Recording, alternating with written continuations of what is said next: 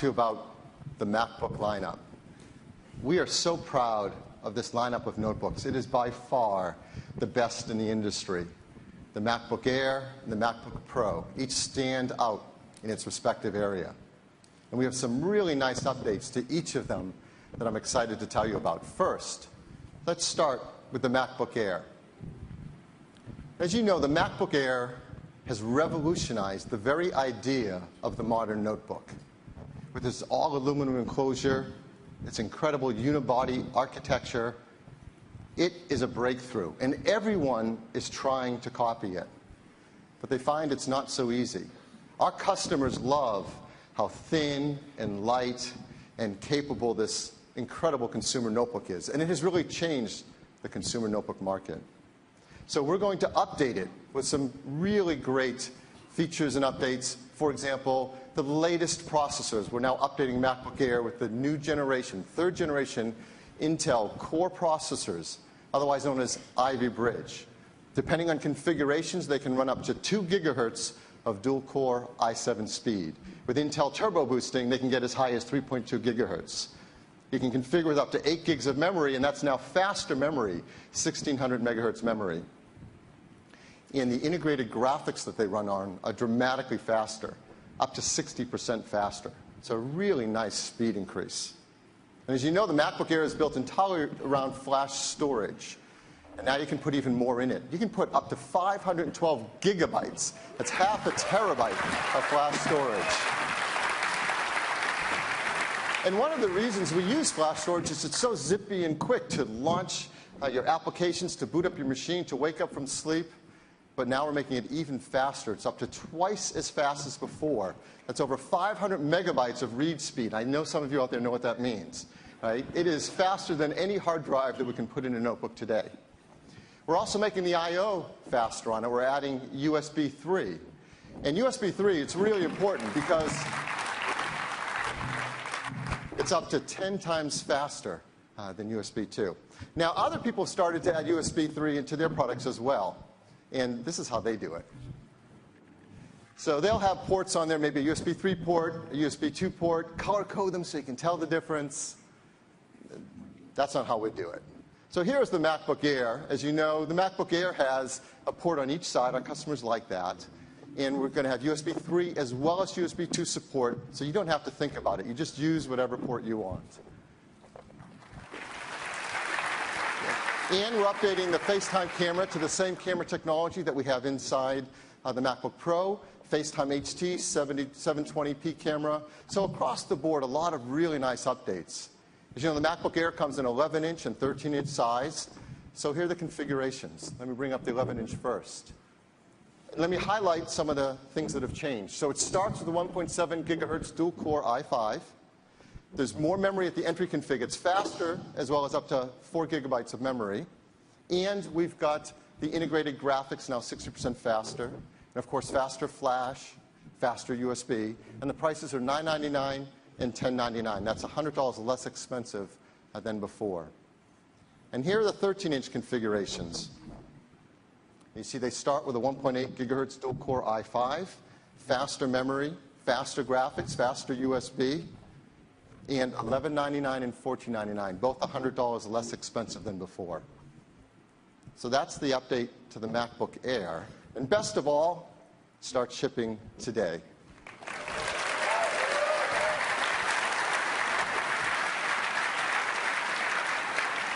So next up, we also have a really nice update to the MacBook Pro. As you know, the MacBook Pro, it is the quintessential professional notebook.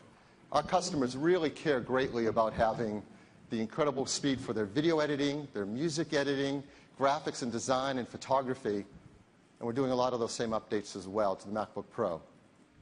First, we're updating the processors with new third-generation core processors, otherwise known as Ivy Bridge. You can get speeds up to 2.7 gigahertz, and with a 15-inch up to quad-core i7. It can be turbo boosted up to 3.7.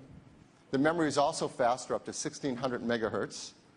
And the integrated graphics, which both the 13 and the 15 use, are also 60% faster. Now, if you know, the 15-inch also has discrete graphics in it, and we're making that faster too.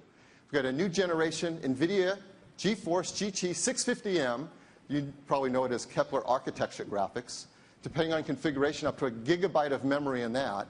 And it's 60% faster than the previous discrete graphics. So that's a lot faster, too.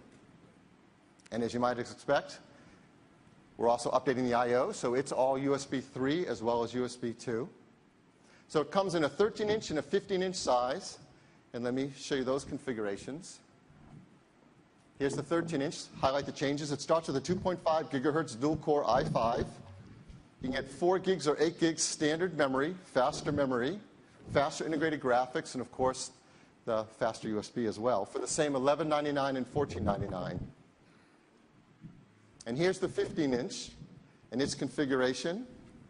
Now it starts with quad-core processors, a 2.3 gigahertz quad-core i7, 4 or 8 gigabytes of faster memory, that new Kepler architecture NVIDIA graphics, 500 or 750 gigabyte hard drive. And you notice, of course, the same 7 hours of battery life, even with all that performance, just under an inch thin and 5.6 pounds. The same prices as before, $17.99 and $21.99. So that's the update to the MacBook Pro, and it is shipping today as well.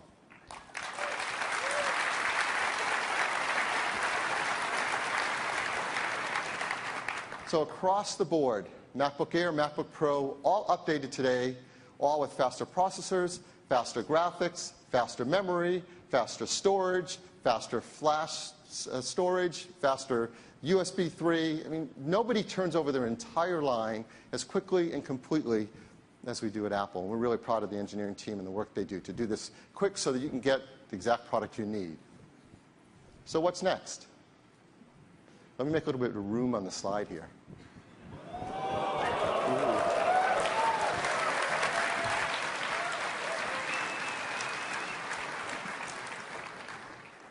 You know, with the MacBook Air, the engineering team did something really bold.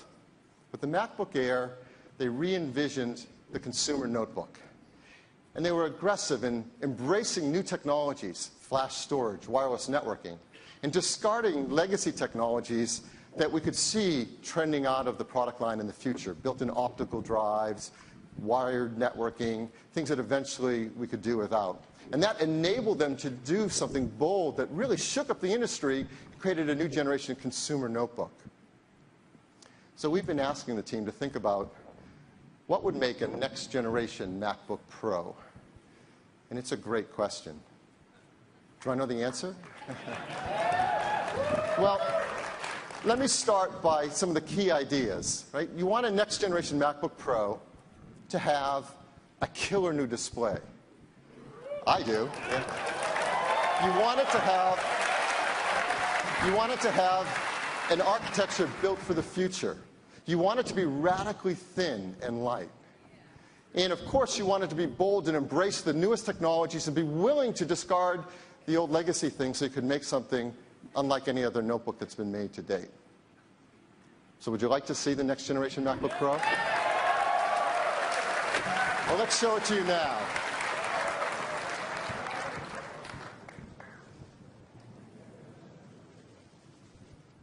So the next generation MacBook Pro is the most beautiful computer we have ever made.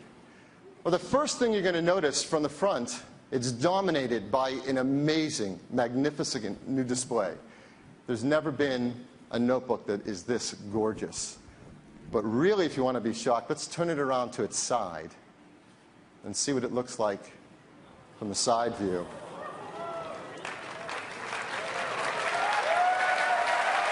Now, I know it's tough to see from the audience.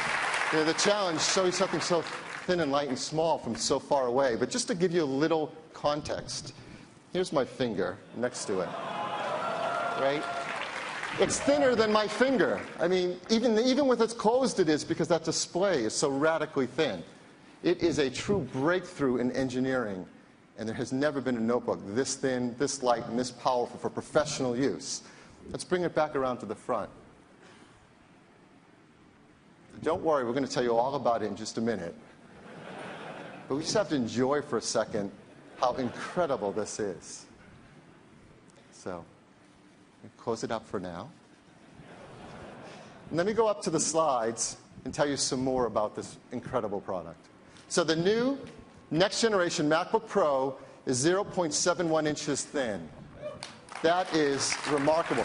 Putting it next to the existing current generation MacBook Pro, you see the difference. It's a quarter thinner, but it's a dramatic amount. In fact, let me bring the MacBook Air next to it, and you see it's about as thin as a MacBook Air. That is incredible. And its weight, it weighs just 4.46 pounds, under 4.5 pounds. It is the lightest Pro notebook that we have ever made, even just lighter than the 13-inch MacBook Pro today. But probably the most amazing thing about it is this gorgeous display that it's built with. It is a breakthrough in display engineering. Yes, it is a Retina display.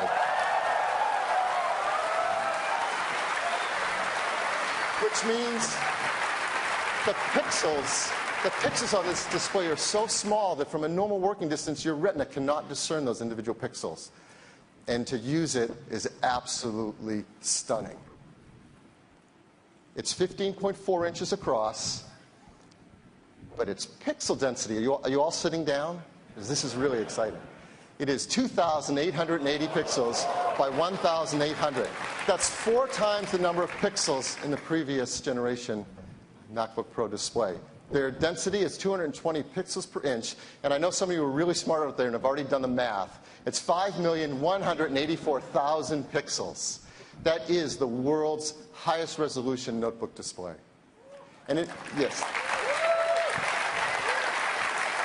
And it's not only amazing because of the number of pixels in it, but the quality of this display is the best we have ever made. It has higher contrast ratios, deeper blacks. It has a higher angle of view with IPS technology. And best of all, you get the benefit of the glossy display with the rich color, but we've been able to reduce the glare and reflection by up to 75%. It makes it a joy to work on.